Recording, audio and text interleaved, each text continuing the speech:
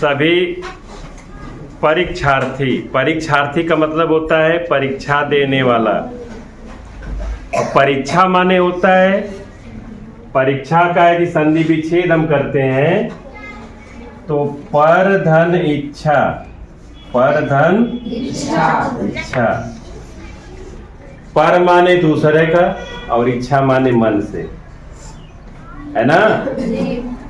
जैसे आपके क्लास में ड्यूटी करने वाला कोई टीचर है तो आपको केवल क्वेश्चन पेपर देता है और आप कतई किसी नकलबाजी नहीं कर सकते, किसी से बोल नहीं सकते, किसी से पूछ नहीं सकते हैं। उसके इच्छा से जो चाहेगा वही प्रश्न देगा, ठीक है। पर इच्छा, दूसरों की इच्छा से जो हम करते हैं या जो जवाब देते हैं उसी को कहा जाता है परीक्षा। परीक्षा का मतलब समझिए, परीक्षार्थी, परीक्षा देने वाला विद्यार्थी, है ना। तो विद्यालय में तमाम तरह से टीचर या अध्यापक पढ़ाते लिखाते रहते हैं, बताते रहते हैं, खूब अच्छे से समझाया भी आपको जाता है, खूब अच्छे से बताया भी आपको जाता है। लेकिन आप जानते सब कुछ हो, लेकिन परीक्षा के समय कापियों में लिखने में गलती कर देते हो। परीक्षा में कैसे प्रश्न उत्तर डालना चाहिए, कैसे कोई शब्द गलत हो गया, सवाल गलत हो गया तो उसको क्रॉस कैसे करना चाहिए, हमको कितने अच्छे विधि से उसको दर्शाना चाहिए कि कॉपी चेक करने वाला, जैसे आप चाहते हो कि बिना पढ़े लिखे, बिना मेहनत किए हमको परीक्षा में अधिकतम अंक मिल जाए, है ना। उसी तरीके से जो आपकी कॉपी चेक करता है वो भी सोचता है कि आप कॉपी पे इतने अच्छे से सुंदर लिखे रहो, इतना साफ लिखे रहो कि वो जल्दी से देख करके आपको नंबर दे करके आगे बढ़ता जाए, कम समय में अधिकतर कॉपियां वो चेक कर ले, है ना। तो परीक्षक को खुश करने के लिए जो एग्जामिनर है, जो आपकी परीक्षा की कॉपी चेक करता है, उसको कैसे सम्मोहित करें, कैसे मोहित करें कि वो आपकी कॉपी देख करके, कभी कभी पढ़ भी नहीं पाता है, खूब साफ सुंदर लिखे हो तो नंबर दे के आगे बढ़ जाए। तो इस तरीके से आपको अधिकतर नंबर लेना है परीक्षा में, तो कॉपियों पर कैसे लिखना है, किस तरीके से प्रश्नों उत्तर डालना है, किस तरह से हमें अपनी समीक्षा करनी है, उसकी का जानकारी आपको दी जा रही है कि आगे आने वाली जितनी भी परीक्षाएं हैं उसमें सारे काम करेंगे। ठीक है, क्लियर हो गया ये बातें। दूसरी चीज ये समझो, परीक्षा की तैयारी पूरे साल भर आप लोग पढ़ते हैं, लेकिन जब परीक्षा आता है तो तैयारी कैसे होती है। परीक्षा के पहले आपने पढ़ा नहीं, परीक्षा के पहले कहा जाता है कि सुबह शाम भोर में जग के पढ़ो, तो आप तैयारी नहीं करते हैं। और यदि कल परीक्षा है, आज क्या करेंगे, दिन भर कॉपी किताब लेकर के इसमें से उसमें, इसमें से उसमें, इसमें से उसमें करते रहते हैं और मस्तिष्क थक जाती है। और रात में कभी आपने 8 बजे तक पढ़ा नहीं, इसके पहले परीक्षा एक दिन पहले पूरा रात भर 11 बजे तक जाग गए, सुबह आकर के क्लास में सोने लगे। ये सब सारी चीजें नहीं होनी चाहिए। वास्तव में परीक्षा देने के लिए, जैसे किसी काम को करने के लिए, जब हम पूरे स्वस्थ रहेंगे, मजबूत रहेंगे, पूरे तैयारी के साथ जाएंगे, तब हमारा काम अच्छा होगा ना। और इसके पहले साल भर आपने एक भी दिन नहीं कॉपी किताब खोला तो मस्तिष्क भी एक दिन पहले आप थका देते हो, जो आता है वो भी भूल जाते हो। परीक्षा की तैयारी जो लगातार भैया पढ़ता है, जो रेगुलर समय अनुसार पढ़ता है, जैसे आपने कछुआ खरगोश की कहानी सुना है, ये नहीं कि एक दिन खूब तेज दौड़ लिया और दूसरे दिन जाके 20 दिन सो गए। तो जब सो जाओगे तो कछुआ तो धीरे धीरे चल रहा है। तो जो रेगुलर चलता है, जो परमानेंट पढ़ता है, जो परमानेंट तैयारी करता है, वो एक सफल इंसान होता है, उसकी सफलता अस्थायी होती है। और आप जब परीक्षा आया तो 2 दिन खूब रात दिन जाग करके पढ़े, और जब परीक्षा खत्म तो पूरे दिन 24 घंटा केवल घूमने में, पढ़ाई में ध्यान नहीं है, तब भी नंबर आपके अच्छे नहीं है। इसका मतलब प्रकृति के खिलाफ यदि आप सोते जागते हैं, दिन बना है काम करने के लिए, रात बनी है सोने के लिए, बहुत विलंब नहीं होना चाहिए। जो जल्दी सो करके जल्दी उठता है, एक समय निश्चित होना चाहिए। बताओ उस बच्चे का मस्तिष्क काम करेगा? नहीं करेगा। आज आप लोगों को सिखाया जाता है, बताया जाता है, तो अभी छोटे हो, उम्र कम है, समझ नहीं पाते हो, और यही चीज सीखने पढ़ने के लिए जब बड़े हो जाते हो, रात रात भर कोचिंग में इनके पीछे दौड़ना, उनके पीछे दौड़ना।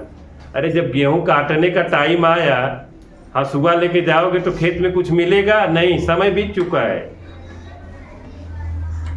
है ना। इसलिए अभी से मेहनत करिए। समझ में आ गया? चलो आगे देखते हैं। परीक्षा देने के पहले आप अपनी पूरी स्वस्थ मानसिक व्यवस्था के अनुसार नहा धो करके, फ्रेश हो करके आप समय से 10 मिनट पूर्व परीक्षा हाल में पहुंचेंगे। परीक्षा की तैयारी में किस चीज़ का परीक्षा, आपके पास पेन है कि नहीं है, स्केच पेन है कि नहीं है, परीक्षा की जो सामग्री होती है विथ एडमिट कार्ड सहित उपस्थित होना है। ठीक है। इसके बाद आपको मिलती है कॉपी। कॉपी मिलती है ना? कॉपी में जितने भी पॉइंट दिए रहते हैं, जो भी पॉइंट कॉपी में दिया रहता है,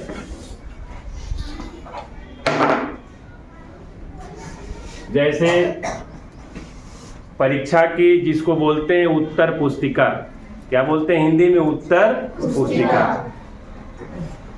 उसमें विद्यालयों में आपसे आपका नाम, आपकी कक्षा, आपका विषय, किस तारीख को परीक्षा हो रही है, किस दिन हो रही है, आपका अनुक्रमांक क्या है ना, ये सारी इंफॉर्मेशन, माने आपका यदि पूरी इंफॉर्मेशन एग्जामिनर जानना चाहता है, परीक्षा कॉपी चेक करने वाला, तो आपकी पूरी इंफॉर्मेशन उस उत्तर पुस्तिका के फर्स्ट पेज पे अंकित होनी चाहिए, है ना।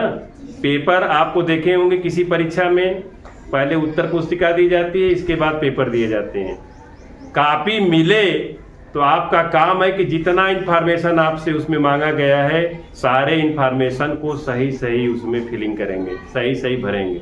ठीक है, साफ एवं स्पष्ट अक्षरों में। अभी तो नाम लिखना है, लेकिन कंपटीशन का एग्जाम देने जाओगे या बोर्ड का एग्जाम देने जाते हो तो उसमें नाम नहीं लिखना होता है, उसमें अनुक्रमांक लिखना होता है। इसलिए कि पता लगा एक ही नाम के जहां लाखों लाखों करोड़ों बच्चे एग्जाम दे रहे हैं, एक ही नाम के कई बच्चे होंगे, लेकिन आपसे इसलिए लिखवाया जाता है कि आप छोटे पैमाने में एक स्कूल में कम से कम संख्या में एग्जाम देते हैं, तब भी उसमें फादर्स नेम का इंफॉर्मेशन मांगा जाता है, तो उसको लिखना चाहिए साफ एवं स्पष्ट। समझ में आ गया ये बातें? उत्तर पुस्तिका मिलने के बाद, उत्तर पुस्तिका में भरने के बाद अब आपको काम क्या करना है? अब आपको मिलता है पेपर। पेपर मिलता है ना? तो पेपर जब ज्यों ही मिलता है, सबका अपना अपना काम है। अरे पेपर मिल गया, सब उसमें लिखा हुआ है, तो फिर एक दूसरे से बात करने की क्या जरूरत है? पेपर पे जो निर्देश होता है, ऊपर नोट लिखा रहता है कि दिए गए प्रश्नों में से सारे प्रश्नों का उत्तर दो, या दिए गए प्रश्नों में से 8 प्रश्न का उत्तर दो, दिए गए प्रश्नों में से 6 प्रश्न का उत्तर दो, लिखा रहता है। उसमें भी बहुत प्रश्न आते हैं खंड करके, खंड, खंड ब, खंड स। तो अ में इंस्ट्रक्शन देगा कि खंड से 4 प्रश्न करिए, उसमें 6 प्रश्न दिए होते हैं। ब में कहेगा इसे 3 करिए, स में कहता है इसे 2 करिए, इस तरीके का खंड देता है।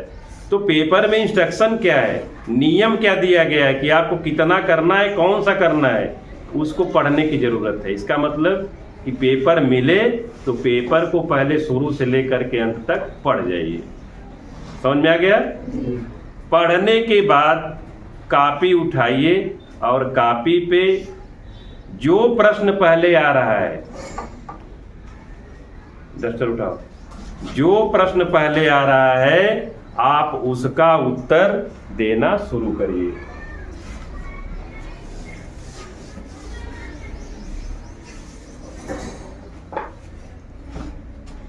मान लो 1 से 10 तक के क्वेश्चन है, आपको पहला देखे, दूसरा देखे, तीसरा देखे, चौथा देखे, 5वां देखे, आ ही नहीं रहा है, 6वां आपको आ रहा है। समझ में आ रहा है ना? कोई जरूरी नहीं कि जो प्रश्न पेपर में दिए रहते हैं सब प्रश्न आपको आता ही हो।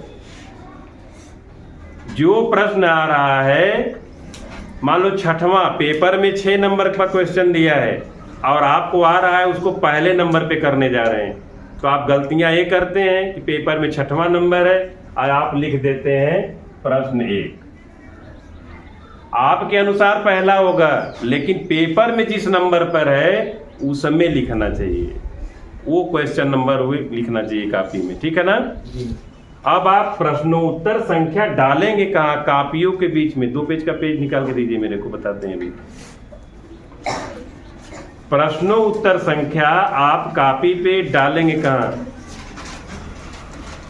इसको ध्यान से समझें। ये आपकी कॉपी है, कॉपी दिख रही है ना? कॉपी में कभी कभी उत्तर पुस्तिका में इंफॉर्मेशन का जगह नहीं दिया रहता है, प्रिंटेड नहीं रहता है। कॉपी जिधर से खुलती है, राइट टू लेफ्ट खुलता है ना, तो आपको इसी पेज पे इंफॉर्मेशन अपने से डालना चाहिए। आपका इंट्रोडक्शन पूछा जाए एग्जाम की, तो आप अपने से समझ सकते हो कि नाम डालना जरूरी है, कक्षा डालना जरूरी है, विषय डालना जरूरी है, कि जिससे परीक्षक जान जाए कि हम कौन है, किसकी कॉपी है। इस पे डालना चाहिए। कुछ लोग कैसे डालते हैं, जब लेफ्ट टू राइट खोलते हैं तो इस पे नाम लिखते हैं, है ना। ये तरीका सीधा गलत है। एग्जामिनर जो भी होगा कॉपी सीधा खोलेगा, और सीधा इंफॉर्मेशन नहीं मिला है आपका तो कॉपी को क्रॉस मार करके उठा करके अलग रख देगा। विद्यालय में हो तो आचार्य जी तो मान लो आगे पीछे देख के चेक करते हैं कि तुम कौन हो, लेकिन वहां नहीं चेक की जाएगी।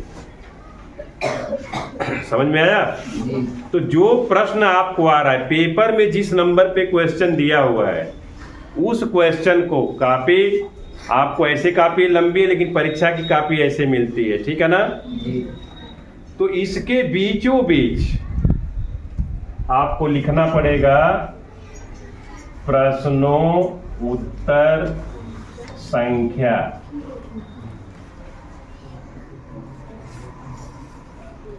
छठवां क्वेश्चन है तो आप लिख देंगे 6। पेपर में जिस नंबर पे वही लिखना है। समझ में आ रहा है जी। यदि छठवां क्वेश्चन किसी खंड में है, आप स्पष्ट बताओगे कि कौन सा मान कहाँ रखे। जैसे आपसे पूछा जाए कि आपके घर में किचन ले लेते हैं, किचन में हल्दी कहाँ रखी है, तो ये आपको सटीक जानकारी होना चाहिए कि किसी को बता दो। एक नया आदमी भी जाता है तो वहां से उठा लेगा। अब आप छठवां लिख दिए। अब छठवां का खंड भी देता है, क ख ग घ 1 2 3 4 देता है ना। आप केवल क्वेश्चन नंबर 6 डालेंगे तो परीक्षक ढूंढने लगेगा कि 6 में तो 4 क्वेश्चन दिया हुआ है बस द करके, अब यह का है कि ब का है कि द का है। जब उसको टाइम लगेगा आपका क्वेश्चन नंबर देखने के लिए, तो क्या करता है, सही लिखे हो तब भी वो क्रॉस लगा करके आगे बढ़ जाता है, क्योंकि तुमने इंफॉर्मेशन नहीं सही दिया है। क्वेश्चन नंबर 6 लिखे हो, लेकिन उसका अ है कि ब है कि स है द कुछ पता नहीं है ना। इसलिए आप जिस प्रश्न का उत्तर दे रहे हैं, यदि 6 का अ है तो अ लिखेंगे, ब है तो ब लिखेंगे, स है तो स लिखेंगे। कुछ नहीं है, केवल 6 नंबर दिया हुआ है, कोई खंड नहीं है, तो आप लिखेंगे प्रश्न उत्तर संख्या 6। अभी आपको निर्देशित नहीं है स्केच पेन चलाने के लिए, आपको नीले पेन यूज करना है। यदि हेडिंग है, मेन पॉइंट है कि किस प्रश्न को आप देना चाहते हो, तो लिख के प्रश्न उत्तर संख्या 6 उसको अंडरलाइन कर दोगे। समझ में आ गया ये बात? पेपर पढ़ते जाएंगे। आप गलती क्या करते हो, पहला क्वेश्चन पढ़ते हो, आगे पेपर पढ़ते ही नहीं। पहला आ नहीं रहा है तो ताक झांक नकल इधर उधर पूछना बोलना बनाना शुरू कर देते हो। इसमें आपका नुकसान होगा। सपोज करिए परीक्षा देने के लिए एक निश्चित टाइम होता है, 10 क्वेश्चन दिया है, 2 घंटे में आपको करना है, और आप पहला क्वेश्चन नहीं आ रहा है, इधर उधर झांकने लगोगे, पूछने लगोगे, समय बर्बाद हो जाएगा। पता लगा कि जब आगे प्रश्न पढ़ोगे तो आपको आ रहा है, लेकिन वो छूट जाता है, कॉपी आपकी जमा कर ली जाती है। ठीक है ना। इसलिए तरीका ये है कि पेपर में जो आया है एक बार पूरे पेपर को पढ़िए, पढ़ करके देखें कि 10 क्वेश्चन पेपर में दिया है तो उसमें से हमें 5 आ रहा है, तो जो 5 आ रहा है, दूसरा आ रहा है, 5वां आ रहा है, 6वां आ रहा है, 8वां आ रहा है, उसको आप सबसे पहले करें। मान लो 10 प्रश्न में से 5 आपको आ रहा है, अब 5 में से एक क्वेश्चन इतना बढ़िया से आ रहा है कि यदि आप उसको लिख देते तो पूरा नंबर मिल जाता है। तो जो अच्छे से आ रहा है पहले उसी को करो। समझ में आ रहा है ना? उस प्रश्न को करिए, किसी की नकल ताक झांक मत करिए। नहीं पता लगा कि ताक झांक करने में कस्तूरी कुंडल बसत मृग ढूंढई बनमाए, मृग के नाभि में ही कस्तूरी बसती है, लेकिन उसका गंध सूंघ करके पूरे जंगल घूमता है, लेकिन कस्तूरी उसके नाभि में वो जान नहीं पाता है। इसलिए तुम्हें प्रश्न का उत्तर आ रहा है, लेकिन दूसरा खोजने के लिए इधर उधर बात करके समय बर्बाद किया, अंत में कॉपी जमा हो जाती है और आपका जो आ रहा है क्वेश्चन वो भी छूट जाता है। आपने देखा होगा परीक्षा देते समय इधर उधर ताक झाक करते, जो आ रहा है भूल गए तो मेरे को आ रहा था, लिख दिए होते तो सही नंबर मिलता। इसलिए ध्यान रखें नियमावली को। परीक्षा का पेपर मिलते ही सबसे पहले उसे पढ़ें, जो क्वेश्चन उसमें से अच्छे से आ रहा है उसको क्वेश्चन नंबर डाल करके कहाँ एकदम क्वेश्चन नंबर बीचों बीच डाला जाएगा। ठीक, ऐसे आप करते जाएंगे क्रम से। तो समझ में आ गया तरीका। दूसरी चीज, प्रश्नोत्तर संख्या कहाँ डाली जाती है इसी को देख लिया। अब लिखने के तरीका में अब कैसे लिखेंगे इसको, ये नहीं कुछ बच्चे क्या करते हैं, ये विडंबना है कि पन्ना जितने भरेंगे नंबर उतना ही मिलेगा, है ना। इतनी बड़ी कॉपी दिया, आधा इधर से मोड़ दिया और आधा इधर से मोड़ दिया, बना दिया कॉपी को इतनी छोटी। जब इतने में आपको लिखना था तो इतना बड़ा पन्ना क्यों आपको दिया जाता है ना। और लिखने के लिए यदि बोला जाए कि राम अपना पाठ याद करता है तो लिखेंगे राम अपना पाठ यहाँ याद यहाँ करता। कॉपी तो भर दिए और एग्जामिनर जब चेक करेगा, क्योंकि जो भी वाक्य होता है, वाक्य लिखने का तरीका यही है कि वाक्य में शब्दों को ऐसे लिखिए कि उन शब्दों के बीच में एक अक्षर केवल समाहित हो, शब्द न समाहित हो, तब तो लिखने का तरीका सही है।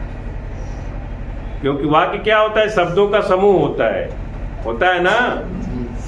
अब इस शब्द के बीच में इतना आपने स्पेस दिया कि इसमें एक वाक्य लिखा जा सकता है, तो ये तरीका गलत है। ऐसे करोगे तब भी आपकी कॉपी काट दी जाएगी। समझ में आ गया। और यदि मान लो लिखते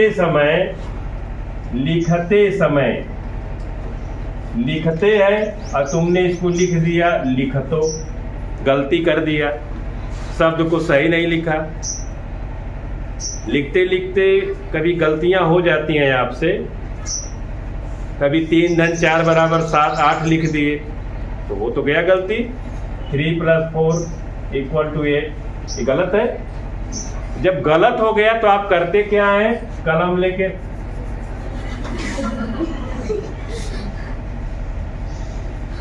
उसको इतना रगड़ के गोंज देते हो कि वो कॉपी बहुत खराब लगने लगती है। तब भी एग्जामिनर का मूड खराब होता है और सीधे 4 नंबर की जगह 1 नंबर देगा या तो पूरा क्वेश्चन है तुम्हारा काट देगा। समझ में आ गया। इसको कैसे करना चाहिए, गलती हो गई तो हो जाने दो, कोई दिक्कत नहीं। और आपने क्या काम किया, लिखतों को इतना काट दिया कि समझ में नहीं आया क्या लिखे हो, और इसके बाद फिर इसी के नीचे लिख दिए लिखते। अब और गोजा गया, और कॉपी चेक करने वाले की मूड खराब होगी, तुम्हारी कॉपी काट देगा। इसका सलूशन ये है कि आप कोई भी गलती होती है, ध्यान देंगे, ज्ञान मंदिर की परीक्षा में नहीं, आगे आने वाले जितनी परीक्षाओं में आप बैठोगे जिसमें रिटन एग्जाम होता है, यदि गलतियां हो जा रही हैं, लिखतो हो गया, गलत हो गया, इसको कुछ नहीं करेंगे, एक हल्के पेन से बस निशान लगा देंगे कि तुम्हारे एक क्रॉस के बाद भी वो समझ में आ जाए एग्जामिनर को कि गलती हो गई थी इसलिए तुमने क्रॉस कर दिया है। समझ में आ गया। क्रॉस करके यहाँ पर आप सही लिख देंगे, उसी के अगल बगल में जहाँ सही हो, तब एग्जामिनर आपको नंबर देता है कि बच्चा है गलत लिख रहा था, मात्रा मिस्टेक हो गया, क्रॉस लगाया हुआ है। है ना, और कॉपी आपकी देखने में खराब भी नहीं लगेगी, है कि नहीं जी।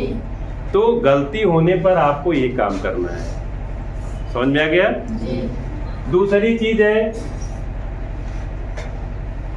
प्रश्नोत्तर संख्या लिखने का तरीका मैंने बता ही दिया आपको, हो गया ना। अब प्रश्न पूर्णता दिखाने का तरीका, जब जिस प्रश्न का आप उत्तर लिख रहे हैं, सपोज करिए यदि आपने किसी प्रश्न का उत्तर यहाँ से लिखना शुरू किया और उसका उत्तर इतना बड़ा है कि पूरा पेज भर गया, अगले पेज पर भी लिखना है ना। यदि आप कोई इंडिकेशन मार्क नहीं दिए हो तब तो एग्जामिनर समझेगा कि हो सकता है आगे और लिखा हो, और जब आगे पेज पलटा जाता है तो उस पर दूसरा क्वेश्चन नंबर डाला हुआ मिलता है, तब भी एग्जामिनर इधर नंबर दे करके आगे बढ़ता है। आपने इंडिकेशन मार्क नहीं दिया तो समझेगा कि दूसरा नंबर है, तो ऐसे में पेज पलट देता है, पता लगा जो सही है उस पर भी आपका नंबर नहीं दे पाता है वो, है ना। तो जब प्रश्न का उत्तर पूरा हो जाता है तो उसके लिए आप नीचे ऐसे इंडिकेशन दे देंगे तो एग्जामिनर समझ जाएगा कि ये प्रश्न का उत्तर यहाँ पर पूरा है, इसको नंबर दे दिया जाए। समझ में आ गया ये बात? यदि पूरा नहीं है, अधूरा भी है, अगले पेज पे भी चला गया आपका उत्तर, तब आप इंट्रोडक्शन में ऐसे पैरा के नीचे लिख के दिखाएंगे PTO प्लीज टर्न ओवर, पन्ने को पलटिए, आगे भी इसका उत्तर मैंने लिखा है। तब एग्जामिनर समझता है कि ये प्रश्न इस पेज पे अधूरा है, अगले पेज पर भी है, ठीक है ना जी। इस चीज को ध्यान रखेंगे, मोस्ट इंपॉर्टेंट चीज है परीक्षा में अधिकतम अंक पाने के लिए। और सबसे बड़ा मूल मंत्र है कि आप जैसे बताया जा रहा है वैसे आप करते रहेंगे। प्रश्न पूर्णता दिखाने का तरीका पता लग गया। अधिकतर रफ कार्य होता है।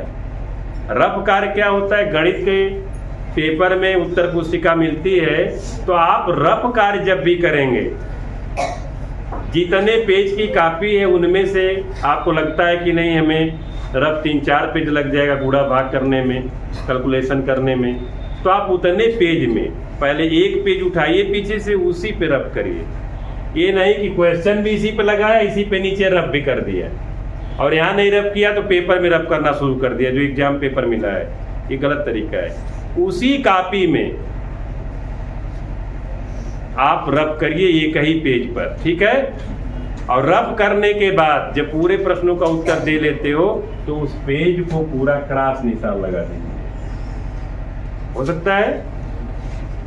तो इस तरीके से रफ कार्य किसी एक पेज पे, हर पेज पे नहीं किया जाना चाहिए। एग्जामिनर कभी कैलकुलेशन में तुमने आंसर लिख दिया है, उसको समझ में आया कि कैसे इसका इतना आ गया, कोई जरूरी नहीं कि एग्जामिनर से मिस्टेक ना हो, एग्जामिनर से मिस्टेक हो सकता है, उसके दिमाग में दूसरा चल रहा है, तुमने गुणा सही किया है तो तुम्हारी रफ को पन्ना पलट करके चेक करेगा कहाँ गुणा किए हो, समझ रहे हो। इसलिए रफ कार्य किसी एक पेज पे, हर पेज पे नहीं होना चाहिए। समझ में आ गया ना। तो इस तरीके से कापियों की आप पूर्णता करेंगे। इसके बाद हो सकता है 100% प्रश्न आपको आता नहीं हो। जिस प्रश्न का उत्तर आपको बिल्कुल नहीं समझ में आ रहा है लेकिन उसमें से कुछ शब्द आपको समझ में आ रहे हैं, तो उसके बारे में आप जितना जानते हो अपनी भाषा में साफ साफ सुंदर शब्दों में आप लिख दीजिए। एग्जामिनर यदि आपकी हैंड राइटिंग सुंदर है, सबसे बड़ा मूल मंत्र है यदि कॉपी लिखने का तरीका शुद्धता है, अक्षर अच्छे बनाते हो, देखने में चमकती हो कापियां, गलत भी उत्तर लिखे हो तो कभी कभी एग्जामिनर पढ़ता नहीं है आपकी सुंदरता देख करके, लेखनी की सुंदरता देख करके, आपकी नहीं, आप जो लिखे हो उसकी सुंदरता देख करके उस पे नंबर दे करके वो आगे बढ़ जाता है। इसलिए सुंदर चीज सभी को पसंद आती है। एक गुलाब के पौधे में 8-10 फूल लगे हुए हैं, जो बिल्कुल मुरझा गया है, फूल लटक रहा है उसको कोई, लेकिन जो बढ़िया खिला हुआ है उसी को सब लोग तोड़ना चाहते हैं। यदि कापियां सुंदर लिखे हो, अच्छे ढंग से लिखे हो, भले उत्तर गलत हो, एग्जामिनर चेक करते करते लास्ट में पहुंचेगा बच्चा कुछ लिखा है साहब, तो जरूर 1-2-4 नंबर दे करके कापियों में आगे बढ़ जाता है, ठीक है।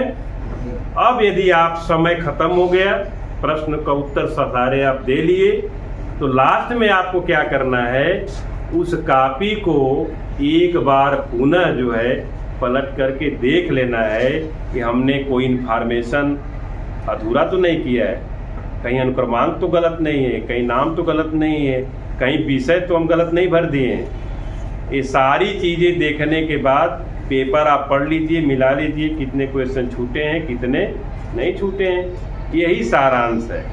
परीक्षा के उपरांत कॉपी पेपर को मिलाना सारांश है। कभी कभी बच्चे पेपर दे के चले आते हैं, पेपर घर लेके आते हैं, उनको पता नहीं रहता है कि कौन सा प्रश्न हम किए हैं कौन सा प्रश्न नहीं किए हैं, किस प्रश्न का कौन सा विकल्प सही मारे ये भी उन्हें ज्ञान नहीं रहता है। और कतई भी परीक्षा में नकल मारने की कोशिश न करो। नकल मारने वाला व्यक्ति जिसकी तुम नकल मार रहे हो कोई जरूरी नहीं है कि वो सही लगा रहा हो। कोई किसी चीज में, किसी के कपड़े पहनने के तरीके, किसी के बाल कटाने के तरीके, किसी का तरीका मत अपनाओ। अपने आप में समझ करके बूझ करके अपना आप तरीका निकालो, वही बेहतर है। नकल मारोगे, नकल करने वाला वो कहते नहीं बाजार में डुप्लीकेट माल है, कहते हैं ना। डी माल कपड़े क्या लगा, पता लगा कि ब्रांडेड कपड़े हैं। सियाराम, अब सियाराम को उसी फंट में श्रीयाराम लिख दिया है, तुम समझोगे सियाराम है। तो डुप्लीकेट हमेशा डुप्लीकेट होता है। आप अपना काम स्वयं करें, अपना उत्तर स्वयं लिखें। कोई जरूरी नहीं है कि कक्षा में कोई पढ़ने में तेज बालक हो, तुम कमजोर हो कक्षा में साथ में पढ़ते समय, लेकिन परीक्षा देते समय ऐसा नहीं है कि वो सही लिख रहा है, तुम्हारे दिमाग में हो तो सही लिख रहा होगा, उसी की नकल मारते, पता लगा वही गलत लगाया और नकल मार के तुमने भी गलत कर दिया, है ना। नकल करना अच्छी बात नहीं है। नकल आप करोगे तो परीक्षा पास हो सकते हो, परीक्षा पास कर सकते हो, लेकिन अपने जीवन को पास करने के लिए आपको स्वयं तैयारी करनी पड़ेगी।